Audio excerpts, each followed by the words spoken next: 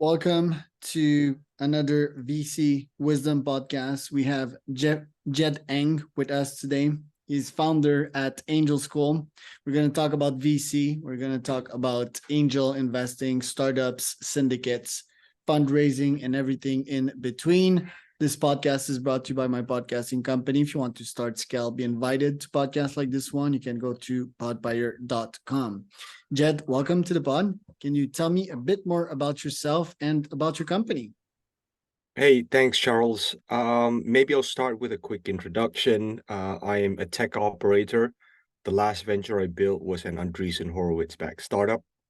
I'm a self-taught angel since 2016, got an exit, backed two companies at seed stage that have turned unicorn. Today, I run my own angel network and syndicate. So we're backed by over 1,000 LPs. And I'm also the founder of Angel School, which is my latest venture. Basically, in a venture education business, we help angels go from writing their first check to leading six-figure deals. Love it. You started out in the corporate world, it seems. Why did you decide to leave that and start your own stuff? Yeah, I think I don't know, I'm guessing 98% of the people, corporate life is great. It gives you stability, it gives you progression, it gives you brand pedigree, but there's always something missing. And that certainly was the case for me.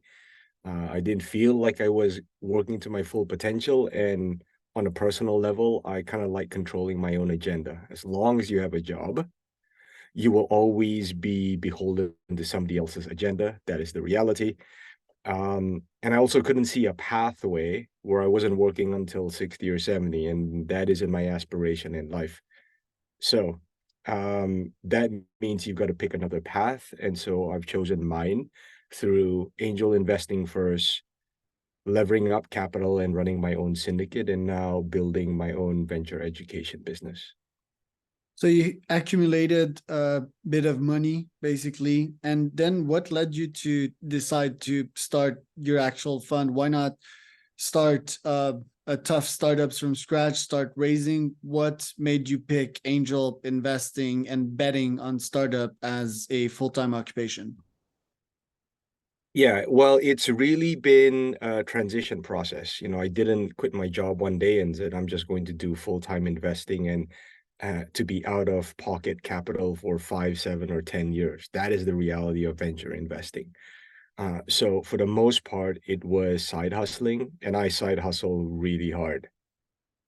So this, I always saw angel investing when I started out as a means to put capital to productive use rather than sitting in the bank.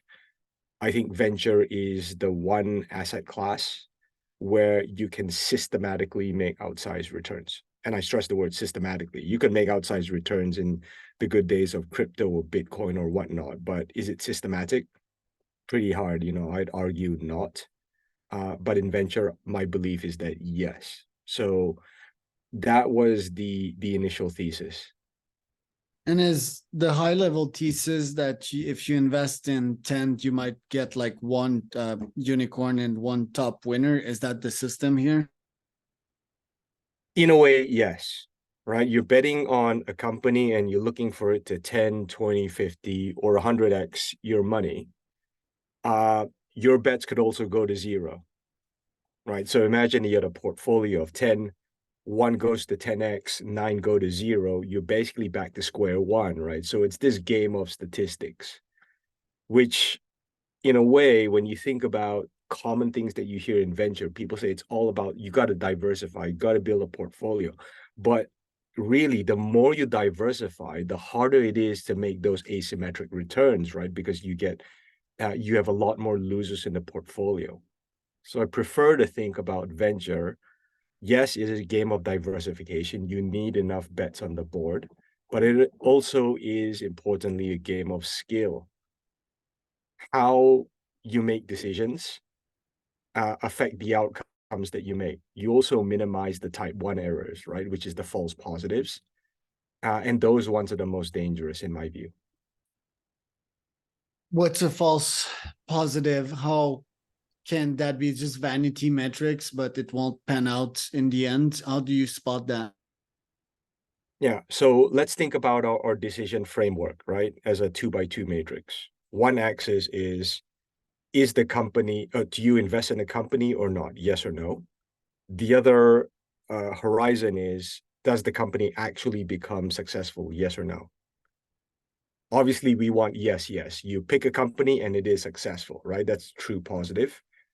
The most costly mistakes are the false positives when you say yes and the company is doesn't turn out to be successful.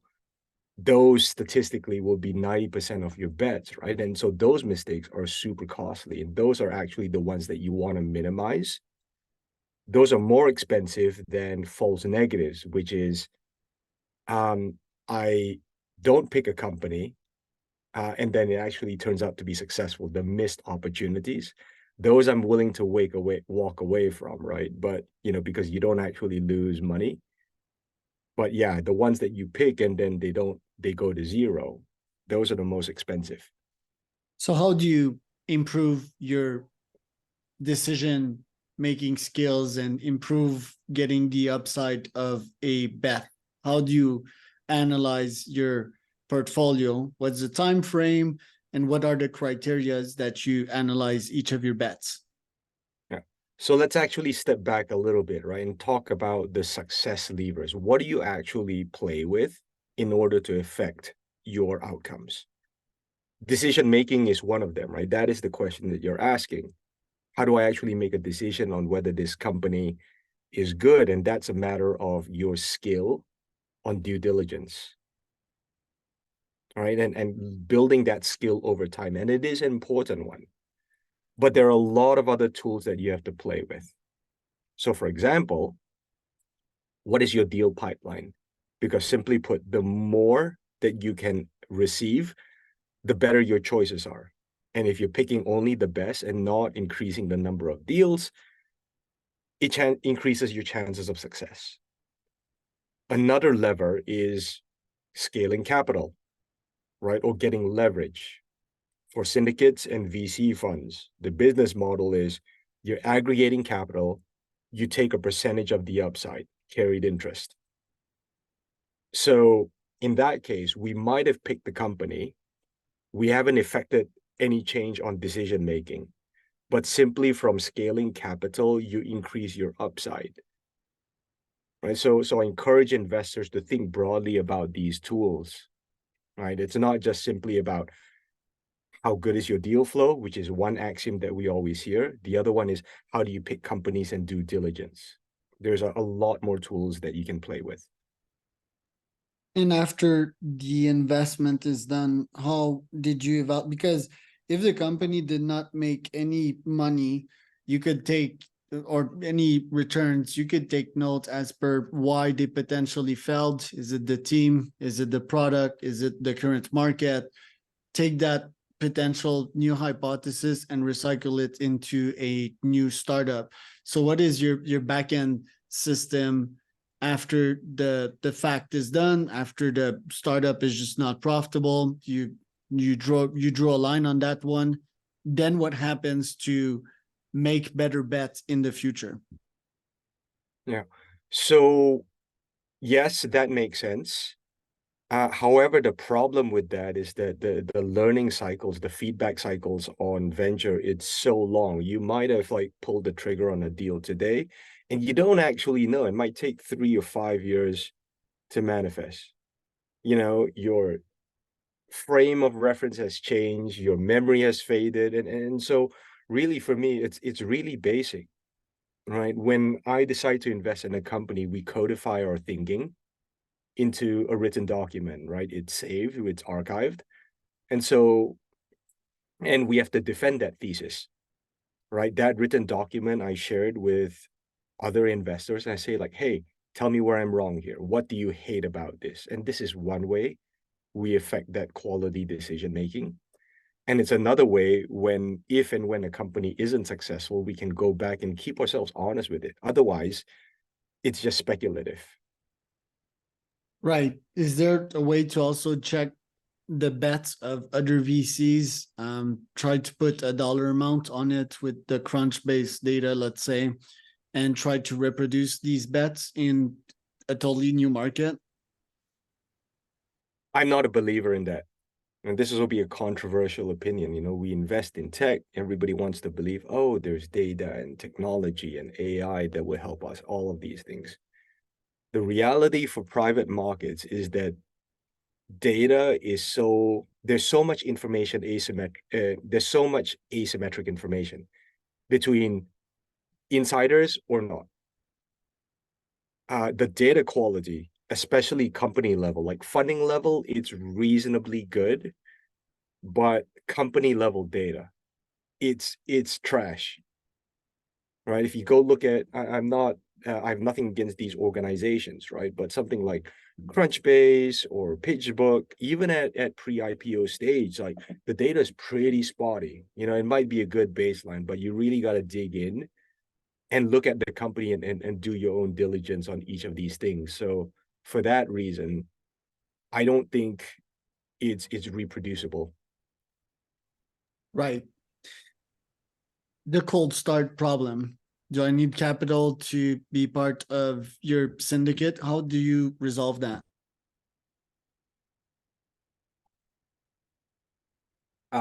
So my value proposition to my investors is this.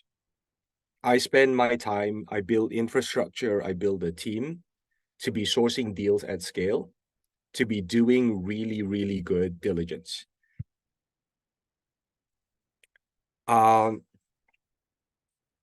Because we are aggregating capital, we will take our time on deals and we will be good custodians of our investors' capital. We give decision-making back, that decision-making choice and that control to our investors. You get my deals for free, you get my diligence for free, you're under zero obligation to invest. If you like the company, then you can join in. That is the deal. We've solved that problem brick by brick just because we spent a lot of time building a giant network. Every one of my 1,000+ investors I know on a personal level. Otherwise, I'm not sharing deal flow. It sounds crazy, but this is why the system works, right? This is why we are successful fundraisers. Roger that. Seems to me that the best, because you had you had your first return or slash exit on year 2. You had your first unicorn on year 4. That requires ungodly amounts of patience for most. If you talk about the richest man in the world, arguably Warren Buffett, incredibly patient man, incredible thinker, someone that digests an ungodly amount of data and spars mentally with his partner, Charlie Munger. It seems to me that the best investors in the world are incredibly patient. On the other side, there's me that is like, I use speed as an advantage to make great sums of money. Is it fair to say that the best investors are super slow to pull on the trigger and super patient? And if so, how do you survive in the first 5 years before you get that return? Is it like pure ramen days for 5 years? Yeah, this is one of those classic problems with being an investor, especially if you're investing off your own balance sheet, and the same applies with syndicates. Right? The reality is that the economics of this vehicle is about laying down call options for big upside.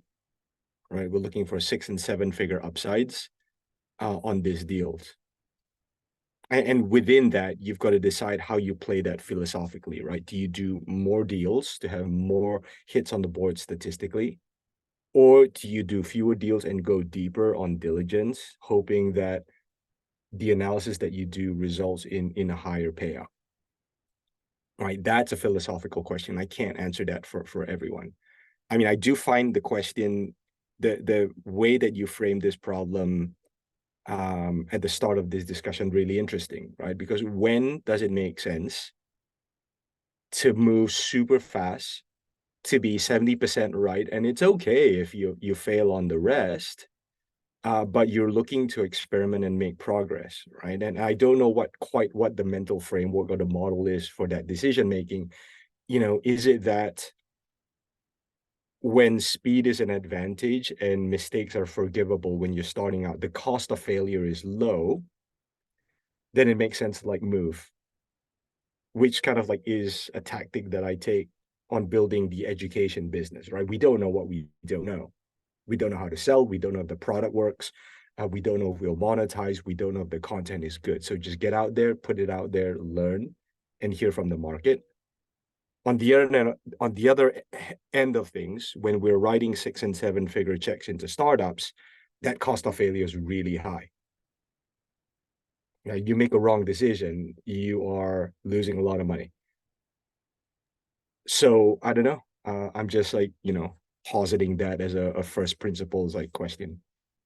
Well, if the brain is massively driven by serotonin, you might have inspiration and saw people invest and make huge returns in arguably some top, like let's call it 13% of the Forbes 100 billionaires list are VCs, or maybe a bit less. So, and it's also somewhat of a new field, right? It's not like a mining magnet that has been doing that for 200 years and had his family in the business. So I think it's a good field. And if you take that serotonin, well, the serotonin is driven by being patient and using mental frameworks and analyzing and crunching data and talking it out with other humans, which are part of your syndicate. It's mentally sparring with them and seeing what works and what potentially doesn't, and then using data that you accumulate to make better decisions. So, and syndicates, to me, it seems that they're somewhat new. I was introduced to them through AngelList. What is the difference between joining your syndicate vs a household name like AngelList, for example? Yeah. So a syndicate is a network of angel investors, right? Those investors can look at my deal flow. They can look at other syndicates. They can be part of VC funds. They can do direct deals. There is no, there's no obligation to anybody. Yeah. So the advantage of what is the difference between my syndicate versus others on AngelList? I mean, AngelList itself is a platform, right? It's a collection of other syndicates. I personally chose to build my own proprietary network, just because on balance, my belief is that there are more advantages on controlling and building that network versus doing it on a platform like AngelList. There's no real difference. There's benefits and disadvantages for both sides, but it's a calculated decision on my part. How do you keep your brain healthy to make great decisions? What does a day-to-day look like in your life? It's nonstop. I think what we've been focused on from day one was to figure out how to build for scale. So my LP network we've just crossed 1,200. Today, all our investor acquisition is 100% inbound.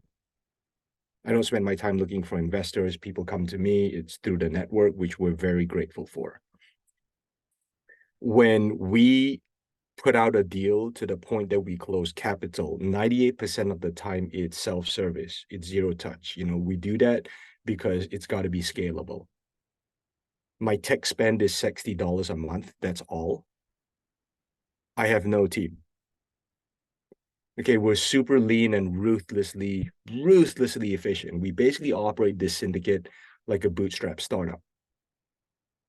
This is the ethos of how we've approached it, right? I mean, to kind of build that asymmetric upside, you need scale. But as you scale, you need the right ops, like lean, efficient, not just on time, but also cost.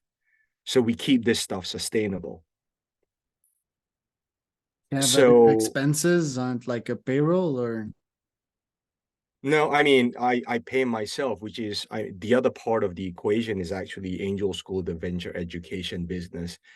We develop and market and sell those programs, and that's how we make revenue to keep the lights on. It's not an easy way, but we found this formula whereby, yes, we've got cash flow to sustain ourselves, and it's a nice thing that that business actually feeds the syndicate as well, right? So it actually is a growth driver besides like revenue. Right. And so how much can a syndicate leader like you earn per year? Do you charge a percentage of the fund? Is it a stable 60K USD per year? Like how do you keep yourself alive? Yeah. Pure play on the syndicate. Effectively, your income is going to scale by the capital that you can bring. Okay, hypothetically, average syndicate on a deal, you could probably get away with 3% management fee. That's one time, by the way, not recurring. So on every $1 million of capital you swing, you take 30 grand. Right. So it's just simple math. If you can move, let's say, $3 million of capital a year at 3%, it's $90,000. You scale that up to 5 million, it's $150,000. And those numbers don't look so trivial anymore.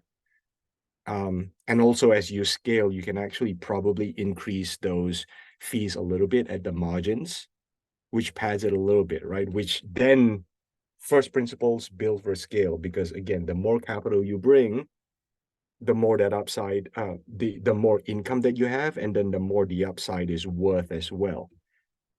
So for context, the last deal that I invested in last month, we closed it. We wrote our first 7-figure check. Despite that, I don't think we're at headroom. Give me a couple of years, I think we can double up and write $2 million checks. Admittedly, we're on the upper ends of what people think of, of what syndicates operate at, right? But this is the state of the art. You want to push the boundaries and get really, really good. This is what it takes.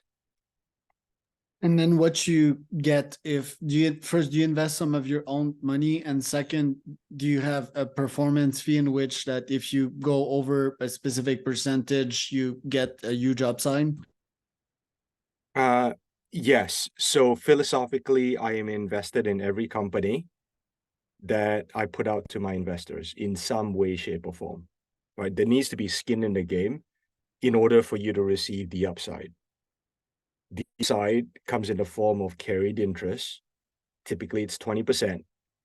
And effectively, what that means is that any dollar of return above original capital, I take 20%. So, if you invested in the company and you invested $1 and it becomes valued at $2, you get your first dollar back. And then I take 20% of the remaining dollar profit. So you get $1.80, I'll keep 20 cents. That's the deal. How do you keep your ego away from making business decisions? How do you keep yourself in check? I don't think I have that problem naturally as a personality trait, but I do make it a point to surround myself with other smart, sophisticated investors. When I'm decision making, I abstract myself from the position of pitching, because then you're in sales mode.